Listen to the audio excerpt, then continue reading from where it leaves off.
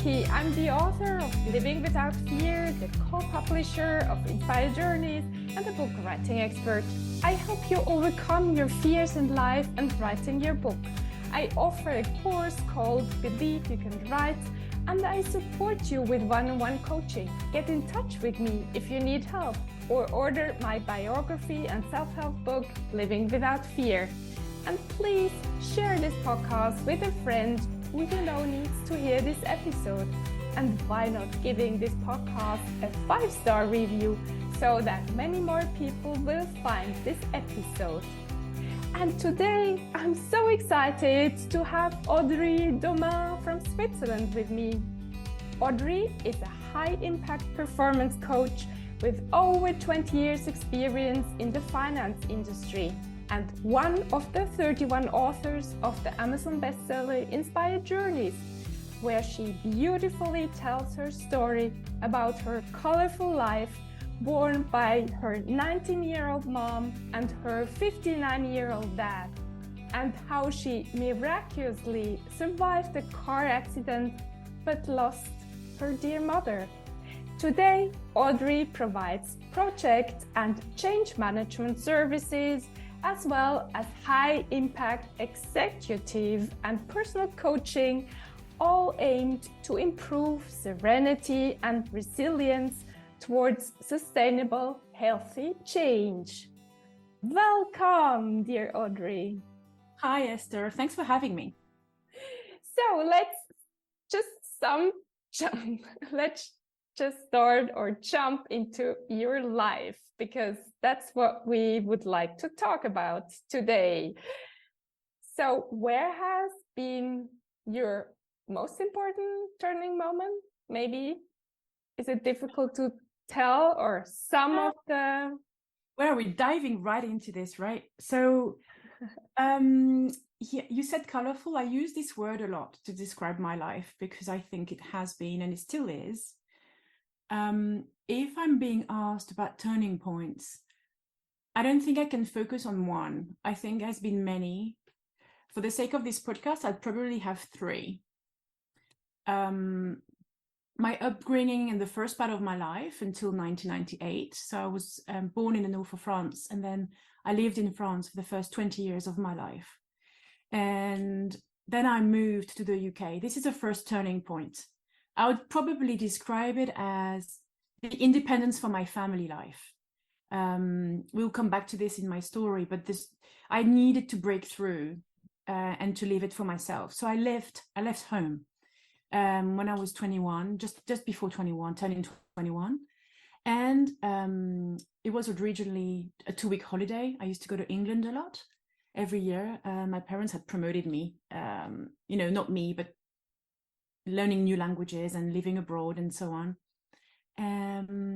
And I never went home. So I went for a 2-week holiday and I basically moved out of the UK 13 years later.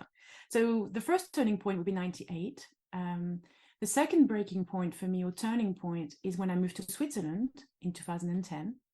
And this was more breaking through from the life I thought was mine, which I had built.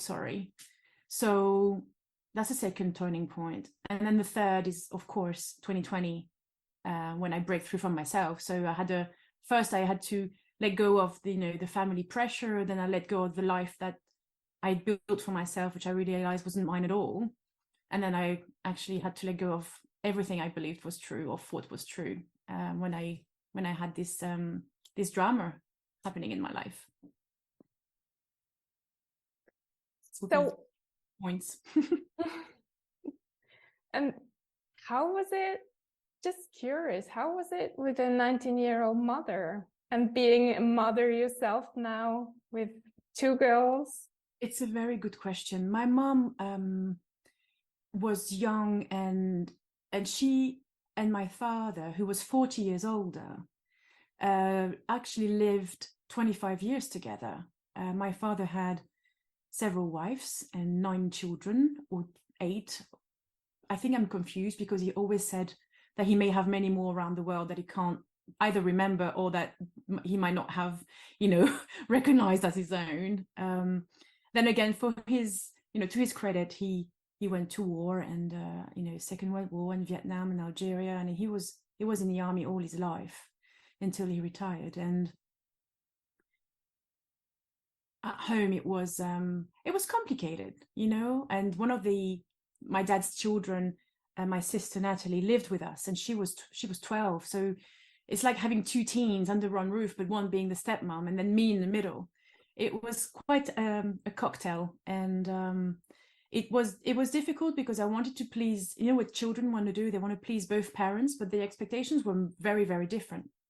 So there was no clear direction, to the point that actually what happens is that one has to give, and my mom just gave in, like, to anything that my father would say or want to do, because she didn't have a leg to stand on, really. The difference in experience and desires and aspirations were such that one of them had to give. So I grew up with a lot of love. My dad gave us everything because he had, and he said it in different words, but these are the words I would remember. He would say that he's trying to make up for everything he didn't do during all these years, living a completely mad life.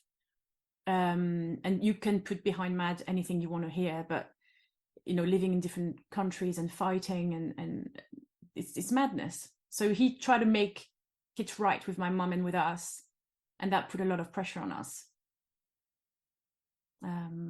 So it has been challenging, but it has been incredibly, what an experience, really. I mean, 40 years difference is madness when you think that I'm 45 and maybe one day I'll marry someone who's 5 years younger than me, who's 5 now. It's unthinkable. But it was quite an exciting life for you, so it was this constellation. It was very exciting. I mean, I remember also the bad moments, where my dad would pick me up at school and everybody was laughing at me, your great granddad is here, and you're like, yeah, right. Well, my father, he met de Gaulle, and my father, he fought the war. Well, where was your dad when mine was at war? And this was my answer, and I was very little, I was barely 10. I don't think either or is good, but you have to kind of stand on your own feet, and I always did, despite the things that people would say. Great, Audrey. And then you became a mother. I did, yeah, twice. I got married in 2001 to an English boy that I met when I was there, and we had a beautiful girl called Ella. She's 18 today, not today, but this year. And then we separated. This is the story about me leaving the life that I thought was mine. And throughout little other stories, and I like to live in the moment, and I go all the way to everything that I do.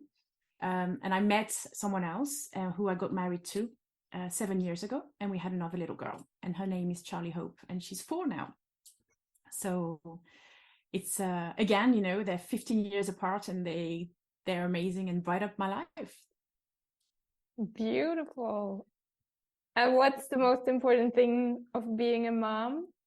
For me, I think, I don't know if it's the most important, but it's the hardest, is not to project on them what you would like them to do, and to respect them for who they are and what they think is right for them. It's very difficult. And when you have been through so much, like I have, and you have seen so many situations, and especially if you're in a support function like I am today, you want to help. It's more, you can't help it. It's if you want to share that knowledge, and they are my first guardians of Audrey.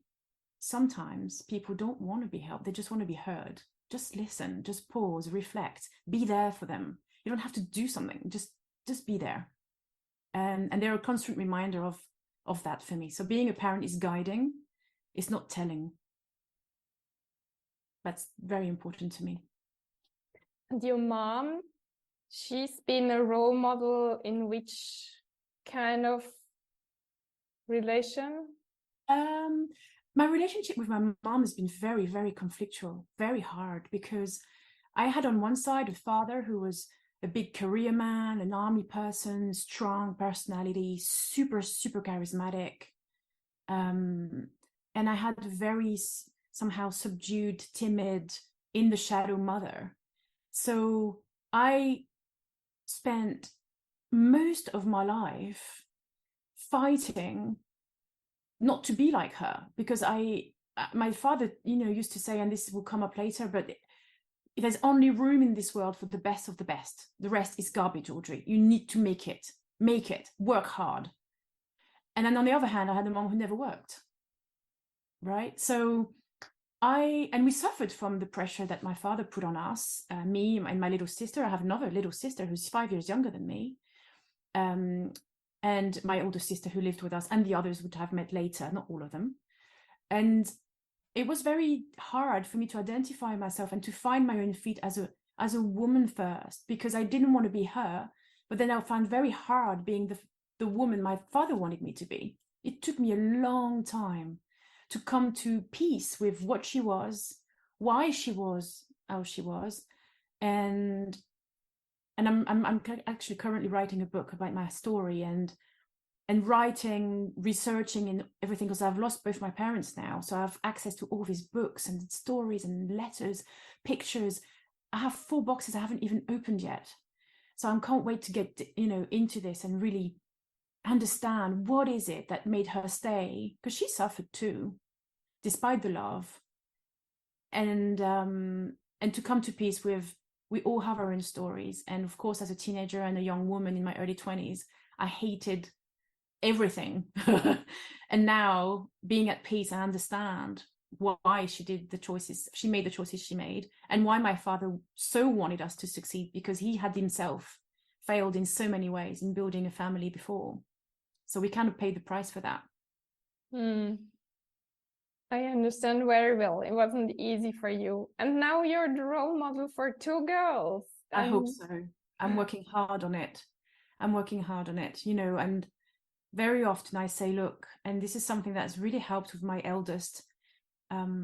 We had our difficult times, because Ella and I, lived together, and we moved to Switzerland together, and there was just the 2 of us. I left her dad, I left her country, I dragged her with me, and then I met someone else and she came with me. And then, she's been my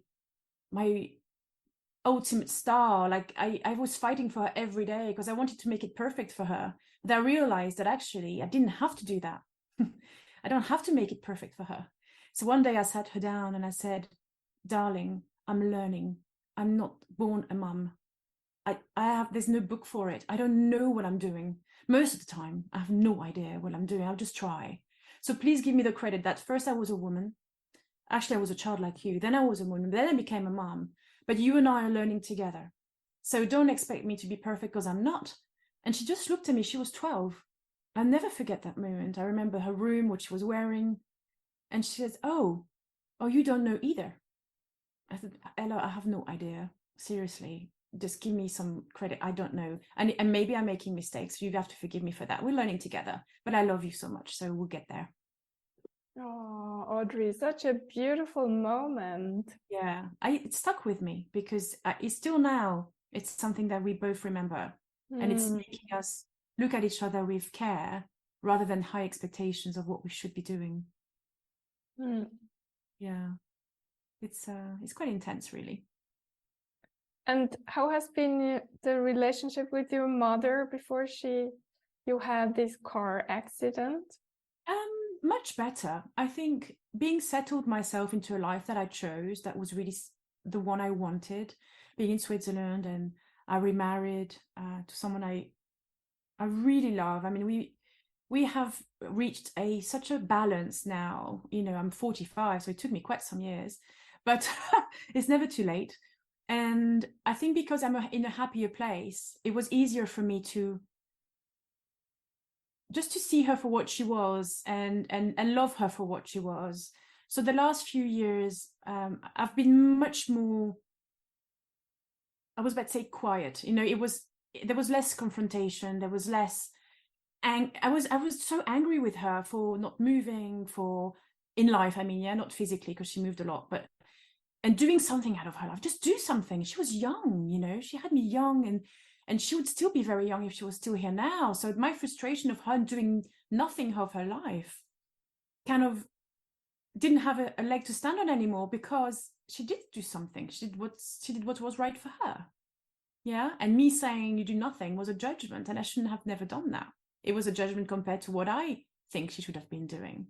But she made what she knew of her life. So the last few years we were at peace, and which makes the whole situation even more tragic, really. So it's like you reach a balance of peace, and the arrival of Charlie Hope, my little girl, really softened even more, you know, because she was a wonderful grandmother, really caring and loving with all her grandchildren. And yeah, we had reached a real nice pace together at that point. And then it got interrupted. It got interrupted. I had a silly party accident before the horrible accident. I did my cruciate ligaments, so I had to have an operation, and that was in January 2020. And so she said, "Well, you're not going to be able to walk for a few weeks, and you know you need help." Yes, mom. So she came over, and she had planned to come over for 3 weeks. So a couple of days before I went to hospital, and then join and stay for 3 weeks so I can find my feet and with the girls. Because bear in mind, Charlie was only 18 months at the time. So and Ella was at school, so you know the help was very welcome. And so I got my knee operated on, and then the week after I said to her, "Look, mom, I'm going to take you out for lunch. Come on, let's have a girls' lunch together." So she would be driving, of course, because I couldn't drive. And so we went and had this beautiful lunch in Satigny in one of my favorite restaurants. And then on the way back from that lunch, suddenly I was on the phone. I got married the year before, and I was on the phone with a photographer to make an album. So I was in the car, and the photographer called. And then suddenly my heart started racing. I realized something was wrong, but I was so deep in my conversation, it took me a couple of seconds to realize what was going on. So I dropped my phone without even saying goodbye or anything. The phone drops, and I realized that my mom is not well. Something's going on. I've never experienced this before. Now, people listening who have people around them with epileptic fits, they would understand, but I'd never seen it. I knew she had suffered from them before. I knew she was under treatment. I knew, anyway, there was a lot of things going on, but I'd never seen it.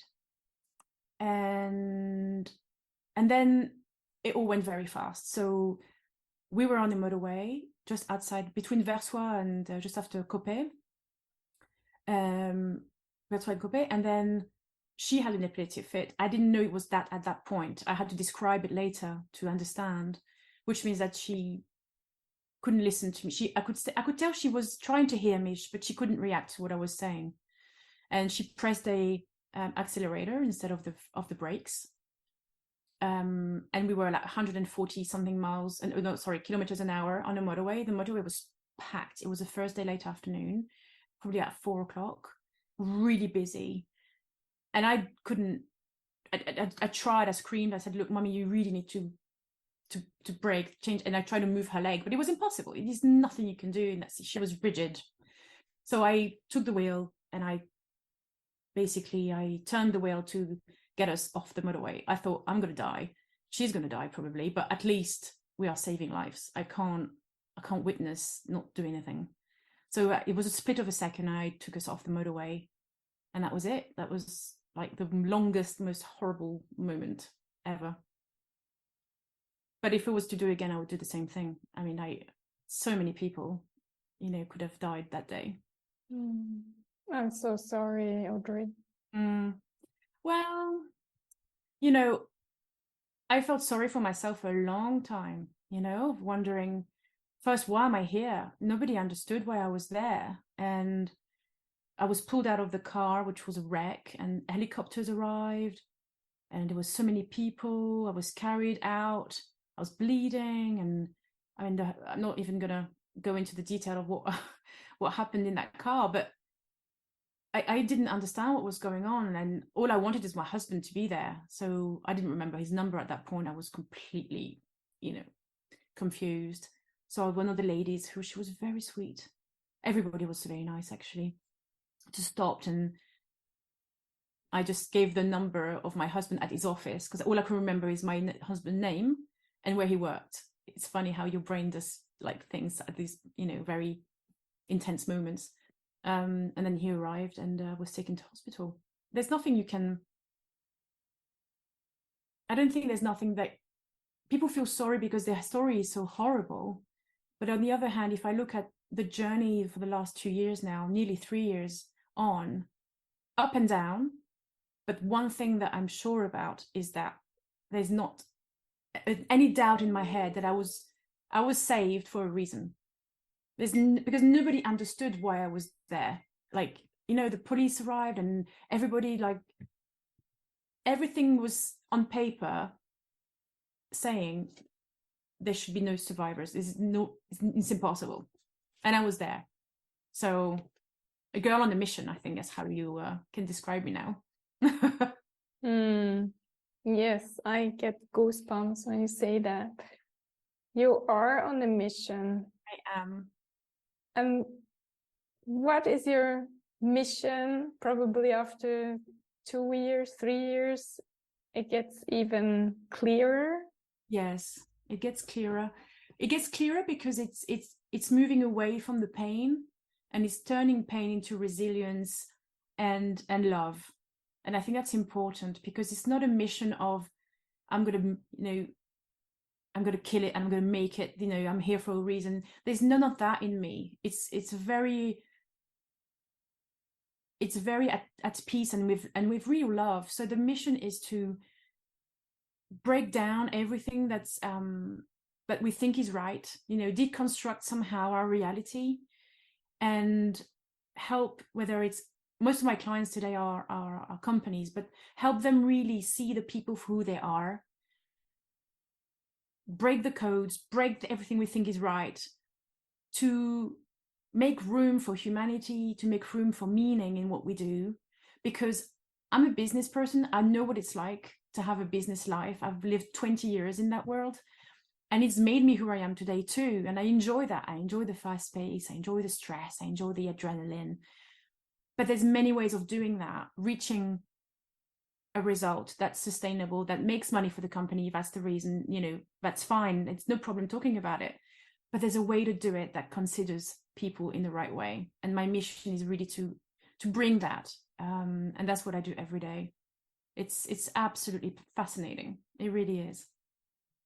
Beautiful. And what is your goal for the next 5 years or 10 years? What would You make me laugh. It's like I'm in a job interview. I have no idea, and that's probably the beauty of it all. I'm in two minds at the moment of, am I going to carry on my own only? I can't tell you how successful what I've built has been over the last 2 years. I cannot believe it myself. Really, really humbly, I can't believe it. Is that what I'm going to carry on doing? Yes. Am I going to carry on doing it on my own? Probably not, because it's a lonely journey to build your offer, sell it, think about it. I think I'll need some kind of structure. I'm not sure what shape it will take yet. But I'm giving myself the choice. I always say that to my clients. I said, you need to give yourself the choice. You have to stop saying, I don't have a choice, because we do. So I'm leaving many doors open. I'm meeting many people at the moment who are very inspiring. And God knows where I'll be in 5 years' time. But I want to carry on doing what I do, because that's definitely what I do best. Beautiful. And what are maybe others have also colorful lives as you have or had? What would you tell them? Because sometimes I think it's not easy to get this colorful life together. Yeah, it's very true. I see this a lot around me, people who struggle with what's happening to them. And one of the things that I've noticed, that when we do that, when we struggle, or when we talk about our colorful lives, and mine still is, in many fantastic ways. I think that our body shuts down. You know, we kind of put our head down and our shoulders shrug, and we talk about our colorful life and the pain. And I'd like to invite them to open their shoulders and look forward and go, okay, all right. Is it really all about me? Is it always me? Well, I have news for you. It's not just you. It's a lot of people. Some of us live through it with more confidence and more, you know, I'm going to say courage, and I don't mean to be talking about people who, you know, sail through life. Nobody sails through life, but it takes courage to embrace what's happening to you and to say thank you. And that's hard, very hard, because there's something in us, a little devil that goes, that's not fair, that's not fair. But it's not about being fair. It doesn't mean, it's nothing to do with that. So stripping ourselves from that is the one thing I would really, really, really invite people to try and do. The second thing is, we're not perfect. We'd love to be. We put so much pressure on ourselves to be, but we're not. And that's okay. But it really is very fine, actually. We spend too much time, and I put myself in this, yeah, always trying to do things. So we want to do. So it's action, action, action, action. And when we have colorful lives or difficult lives or struggles, we need to fix things. Yeah, it's like we need to fix it. Our brain just does that to us. Yeah, its survival instinct just wants to fix stuff. So pause, breathe, stop doing, and just be. Embrace it, take it. You don't have to fix it. Really, really, you don't. And I think that's probably what helps with everything that life, you know, sends you, the fears and the issues. Acting out of conviction rather than out of fear is really something that helps, and it comes from being. Just be. Pause and be. Beautiful, yeah. Audrey. Really. Thank you so much. Is there something you would like to share on top what you already shared? One last word, maybe? I think we need more love for each other, you know, and there's nothing soft about loving people. It's not embracing everyone and loving people who've hurt you, or it's not about having Sunday barbecues with your worst nightmare person in the office. It's about just some things belong to them, you know, it doesn't belong to you. And yeah, I think, yeah, more love, more self-love first, you know, and then just let things be and trust yourself. It's all good. Great, lovely. Thank you so much, Audrey. Thanks for having me, Esther. Thank you very much. And thank you, dear listener, for still being here with us. And thank you so much for sharing this podcast with someone who needs to hear this episode. Have an amazing day, and talk to you